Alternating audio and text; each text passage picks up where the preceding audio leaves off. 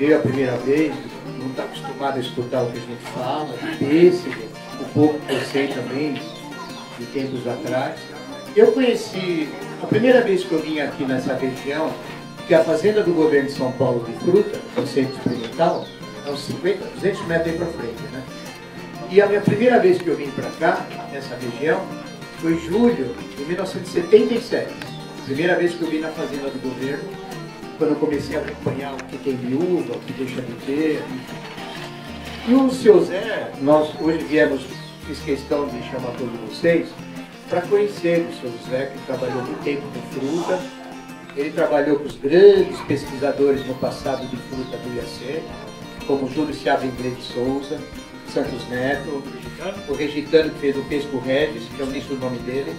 Então, como o seu Zé é uma pessoa extremamente conhecedor de fruta, porque todos esses pesquisadores do passado, dos anos 50, 60, 70, que já não estão mais aí, o seu Zé sempre trabalhou com eles proximamente, como técnico, como ajudante, observou tudo. Então, muita história que não se tem mais notícia de criação de tipos de frutas, muitos que estão hoje por aí nas feiras, pêssego ou não, nectarina ou não, muita coisa passou pela mão do seu Zé, e ele é um profundo conhecedor de tudo e um pouco mais. Como eu conheci ele há muitos anos, eu há tempo queria fazer um encontro, uma homenagem a ele, ele mal sabia, pelo trabalho que ele fez, tão grande para os pesquisadores do IAC, e é uma pessoa testemunha viva de tudo que foi criado em São Paulo, com frutas novas, 30, 40, 50 anos atrás. Então até eu brinco com o seu Zé, como eu sempre venho aqui há muitos anos, quando eu chego aqui, a primeira coisa que eu vejo, que ele está mexendo os peixes, pergunto para ele se ele quer um enxertador, que sou eu, que eu chamo ele de meu aluno, né? Mais ou menos, né? A pessoa está aprendendo comigo um pouquinho, né? Chegar. Então, pessoal, hoje, o seu Zé, nós vamos fazer, eu quero fazer 14 perguntas para ele. Antes disso, ele vai falar um pouquinho. Depois, eu quero fazer algumas perguntas para ele contar um pouco do passado, da história dele, como que ele entrou na fruticultura, como ele entrou no IAC, como perguntar quem ele conheceu dos pesquisadores, que ele conheceu quase todos. Ele vai contar um pouquinho, porque pelo que eu sei, acho, não vou falar bobagem, mas não acredito que tenha algum registro filmado de alguém veterano de mais de 50, 60 anos. Quantos anos o senhor tem na fruticultura? Assim, exatamente 63. 63, só isso. Então, a maioria de nós não era nem nascido, ele já era técnico em fruta. Então, imagino que o seu Zé não viu o que ele não sabe está guardado na mente dele, e esse homem tem hoje ser homenageado pelo trabalho que ele fez. Então, antes de mais nada, eu queria passar para o seu Zé o microfone para ele se identificar, aonde ele nasceu, qual é o nome dele completo, é casado com quem, cadê a esposa? Está lá com o pó de macarrão, né? Pode vir aqui. Então o seu Zé vai falar, vai se apresentar um pouquinho, depois eu fiz 14 perguntas, que é mais ou menos um resumo do que eu também gostaria de escutar se eu estivesse conversando só com ele. Seriam minhas 14 perguntas. Então, como vai servir para todo mundo, esse registro de hoje, com o seu Zé, vai ser um registro histórico. Não acredito que tenha alguma coisa semelhante a essa filmagem de hoje. Não tenho conhecimento. Então, o seu Zé hoje, ele vai ser sabatinado por nós. Nós vamos fazer algumas perguntas. O senhor vai respondendo. O senhor vai ser gravado.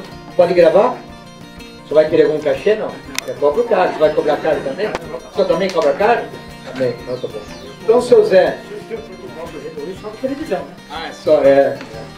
Então o seu Zé, ele vai se posicionar, vai se apresentar. Deixa eu colocar isso aqui pra ele. Em seguida eu vou... Quer colocar alguma Seu Zé, coisa? coloca no seu bolso aqui. Isso aqui no seu bolso. É microfone, né? Melhor. Tá cheio da bufunfa aqui, depois a gente racha, tá? Aquele bem bolado, sabe? Aquele que combinamos, meio a meio, 50-50. Aqueles acham que eu faço de graça, é tudo combinado, eles não sabem. Tá? Tá bom o som, Carlos? Tá? Tá? Virgílio? O que é? Estão chamando quem? O que é? Então, o seu Zé, ele vai se apresentar, e em seguida que ele se apresentar, o senhor vai dizer a que cidade o senhor nasceu, quem foi seus pais, como o senhor entrou na fruticultura. Depois eu vou lhe fazer 14 perguntas que vai ser um histórico, acho que interessante, tá? O senhor consegue falar no microfone? Tem vergonha, não? Não. Não, sem vergonha, né? Vamos lá. Amigos, bom dia para todos, boa tarde, eu não sei, né? Eu sou José Camargo Barros, né? Nasci em Sorocaba, vim para Jundiaí com 9 anos e com 14 anos já entrei na Secretaria da Agricultura, tá certo? É isso. Então, sou José Camargo Barros, já falei, né? Sou filho de Mário Camargo Barros, que veio da Rosa de Barros, e fiquei no estado até 90, vai.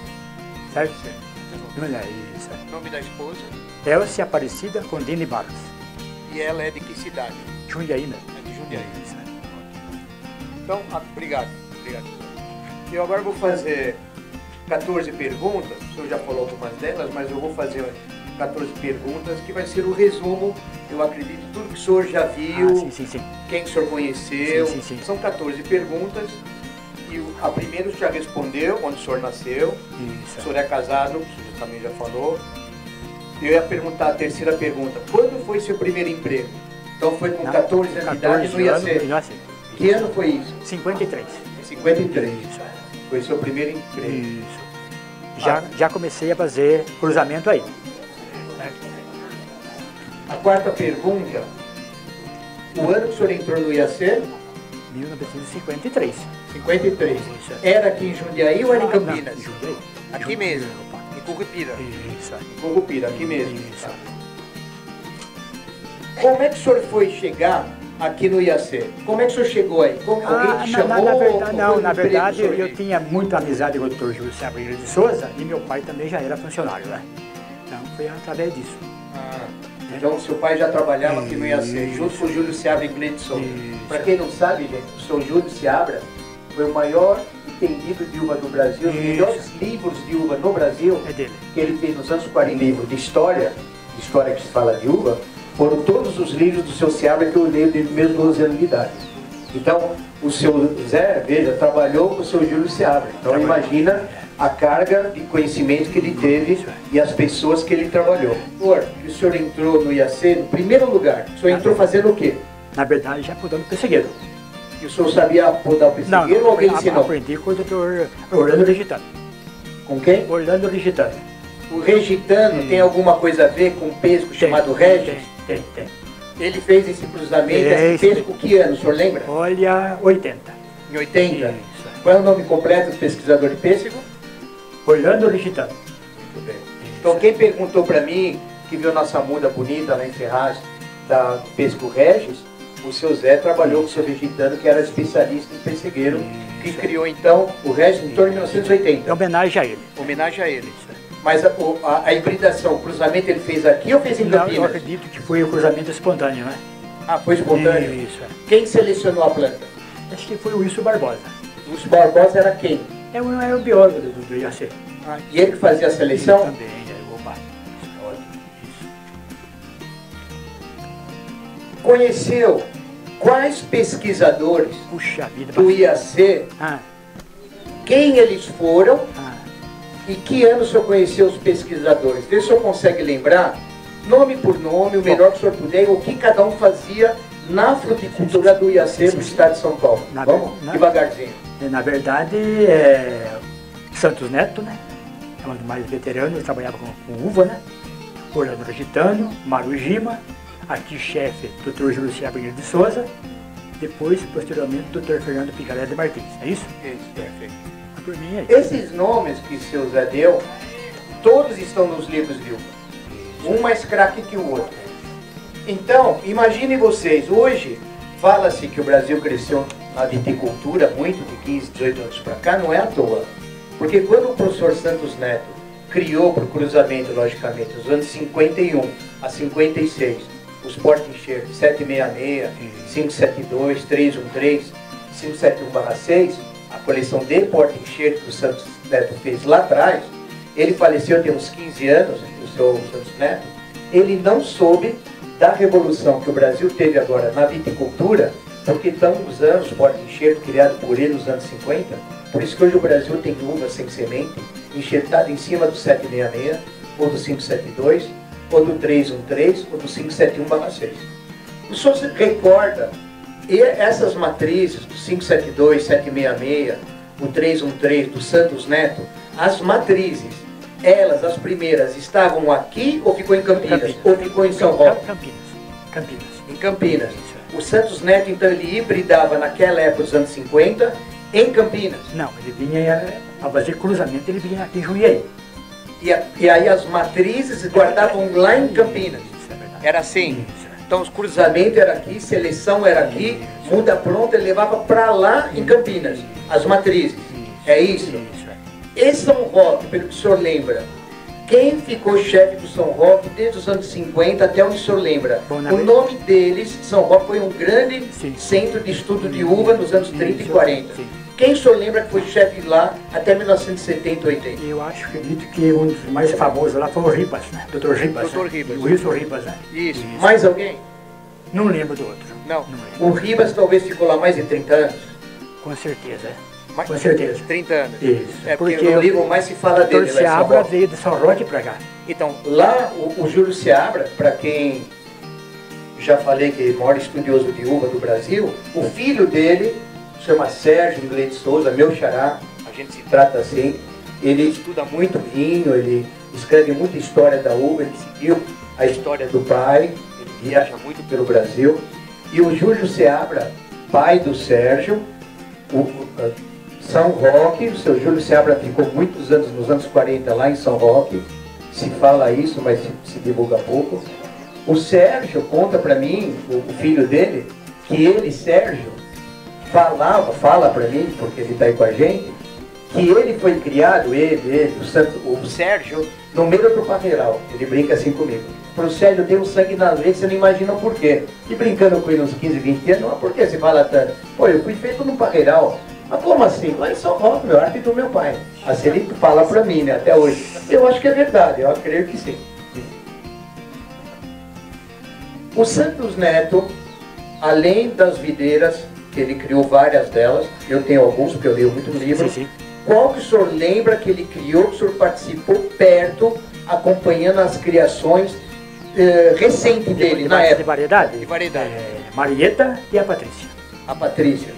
O senhor lembra a Patrícia? Tem um livro, eu não lembro agora. O senhor lembra o que ele cruzou com o que para sair a Patrícia? Não lembro. Não lembra de momento. Não lembro. Porque é dito até hoje que a melhor coleção de hibridação do Santos Neto do IAC em termos de uva, em todas as grandes variedades, consideram a Patrícia a melhor variedade de uva criada pelo IAC, com semente. É isso. É isso. E ele também, Santos Neto, lançou em 46, como está nos livros, a primeira uva sem semente do Brasil, a uva Aurora, que eu tenho um pé bonito na chácara. O senhor lembra da uva Aurora? Lembro da Aurora. Então, foi criada também pelo Santos Neto. E recente é a Paulistinha, né? E a Paulistinha também pelo Santos Neto. E a Maria também. Também, pelo Santos Neto. Pelo Santos Neto. Então, isso que o senhor Zé falou, a uva Maria, a Paulistinha, a Aurora, na minha pequena coleção na chácara, eu tenho uma muda de cada um, porque é o jeito que eu trabalho. Tudo que é coisa antiga do IAC, coisa importante que eu lia do Santos Neto, eu consegui algumas mudas trazendo o galho aqui do IAC e fiz minhas mudas de 15, 20 anos para cá. Então eu tenho uma pequena coleção, lembrando da história do Santos Neto. Por isso que eu tenho minhas plantas para contar o porquê da história do trabalho. Para quem sabe, ou para quem é novo, eu tento ter mudas de uvas que no passado não se dava muita bola, eu tenho na minha coleção, como por exemplo, uma videira estava meio perdida, e a gente localizou, a história é meio longa, mas está no YouTube. A primeira videira criada no Brasil, em 1889, foi criada pelo médico chamado Luiz Pereira Barreto. Ele criou a primeira videira do Brasil, chama a primeira hibridação, e ele pôs o nome Campos da Paz. Esta planta, eu tenho duas matrizes bonitas comigo, e todo ano eu faço 30, 40, 50 mudas da Campos da Paz, que é a primeira brasileira criada aqui em São Paulo, em Pirituba, e eu distribuo essa muda. Então meu trabalho é assim, eu tento resgatar a história perdida, eu estudo muito, eu sou meio chato, eu vou e volto, pego no pé da pessoa, vou e venho, e hoje, neste caso, aqui em Jundiaí, grande lugar de fruta do passado, também muita coisa se perde, porque o agricultor está sofrendo muito, isso é geral, é uma pena, mas o seu Zé, ele como testemunha viva, vocês viram que ele deu o nome de 4, 5 pesquisadores que não estão mais aqui. São pesquisadores dos anos 40, 50, 60 e 70. Livros antigos é escrito por esses 4 pesquisadores que o seu Zé falou. E ele trabalhou com eles permanentemente. Então imagina a bagagem do seu Zé. Por isso nós viemos hoje aqui conhecer o seu Zé para quem não conhecia e ser homenageado pelo trabalho que ele fez e faz, tanto pela fruta do Estado de São Paulo. A 7ª pergunta, o senhor já respondeu, mas ela vai ser feita novamente. Quando e em que ano foi o seu contato com as frutíferas? Foi no ano de 53, né? 53, quando o senhor era garoto. Isso. Conheceu quais pesquisadores? O senhor já respondeu. Agora a pergunta. O senhor trabalhou com quais destes pesquisadores? Quais o senhor trabalhou corpo a corpo? Foi o Dr. Seabra, né? O Orlando Legitano. Tem um aí que tinha esquecido, é o Fernando Campos da Lorto, você conhece ele? Não, esse eu não conheci. Marujima, né? Todo esse pessoal aí.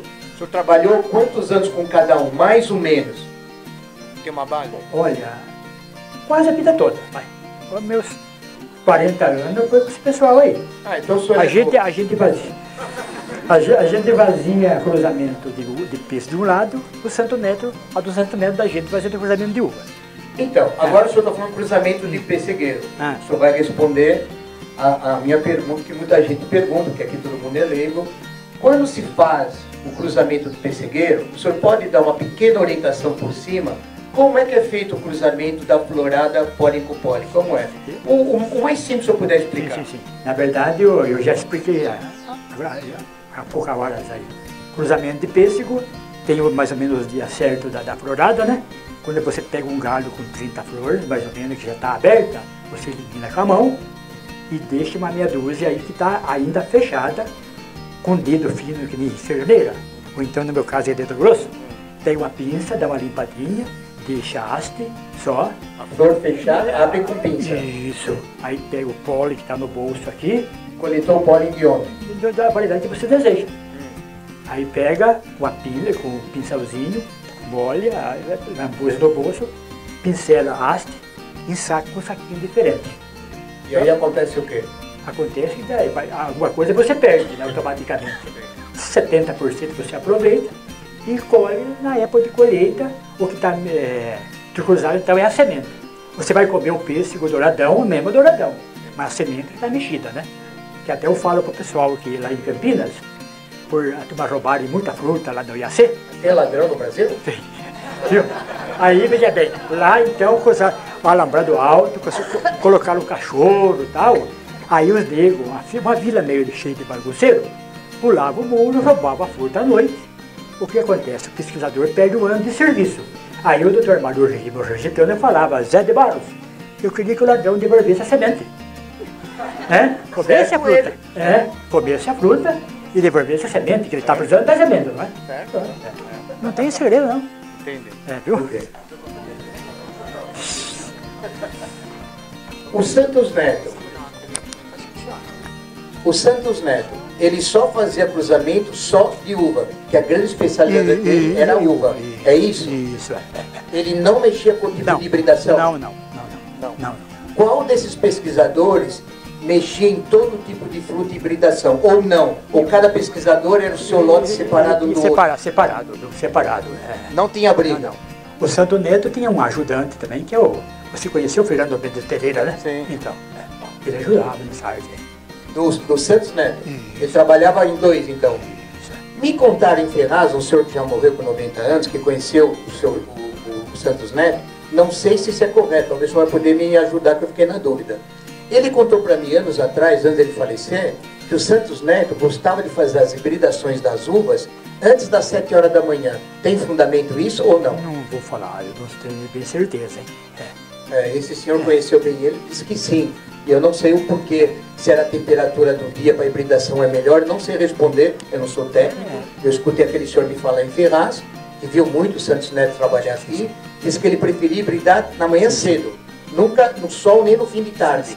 Não sei o porquê. Nós, no Pessegueiro, preferimos na parte da tarde. Por quê? Estava mais seco o pólen? Isso. Isso. Então, no pêssego. Na uva eu já não sei o que é. Vamos falar agora desses pesquisadores, que o senhor lembra, que criaram quais frutas, pêssego, nectarina. Quem que o senhor vai dar o nome? Sim. Alguns nomes de pêssego, nectarina que passou pela sua mão, que o senhor lembra bem, que ano que foi criado quais pêssegos, ou ameixa, ou nectarina. O que o senhor lembra? Que ano era mais ou menos, o senhor que é novo no ramo? Cruzamento de pêssego, então, foi feito em 80, né? Nos anos 80, foi lançado diversas variedades de ameixa. Alguns nomes, o senhor lembra? Nectarina centenária, próprio Aurora, né? Quem mais? Tem diversos, viu? Diversos tipos aí de 80. O Regis, né? Regis. Ameixa, lembra alguns nomes? A centenária também. Centenário. Isso, porque tem toda centenária, sabe? Quantas são centenárias? Ainda veja bem, tem uma níspera centenária, uma maçã centenária, o pêssego centenário e a ameixa centenária em homenagem aos 100 anos do IAC. A maçã centenária, uma pergunta que eu ia fazer na última vez que eu vim, esqueci. Tem ela até hoje, a centenária, e se tem enxertado em qual porta-enxerto? Olha, o porta-enxerto eu não lembro, mas deve ter em Capão Bonito. Capão Bonito? Porque aqui é Capão, né? Aqui não tem mais. Não. Mas em Capão Bonito só acho que tem o quê? Matrizes ali? Isso, Você vê? Coisa que a gente não sabe mais. Deve ter. Porque o Wilson Barbosa, ele levou uma coleção... Quem levou? O Wilson Barbosa. Ele levou uma coleçãozinha de frutas para Capão Bonito, porque o clima é igual ao Jundiaí, né? Que ano foi isso, mais ou menos? Eu ia na década de 80, por aí. 80. Isso. Tá. Somando todos os anos do seu serviço no IAC, todo o tempo que o senhor trabalhou, quantos anos inteiros o senhor cumpriu no IAC? 10 anos, 5? 37 sem férias. Sem férias, direto. Viu? Mas o senhor Tu deu 40, né? o senhor é novo, tá certo. Viu? Desligou-se do IAC, quando o senhor aposentou? Que ano o senhor se desligou do IAC e o senhor acabou vindo morando para cá? Ano de 1990. 90 o senhor se desligou ali.